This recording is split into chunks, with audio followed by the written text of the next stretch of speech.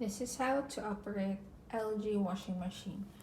First, you need to make sure that the main switch is on. Open the lid and turn the switch on. Open the lid for the washing machine.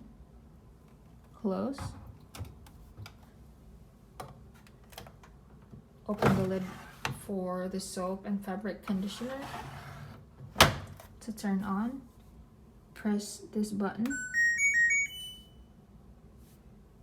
Twist the knob for the desired option you want to choose.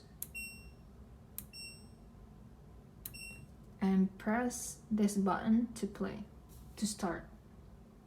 Wait for the timer to stop. You can turn off the washing machine by pressing this button.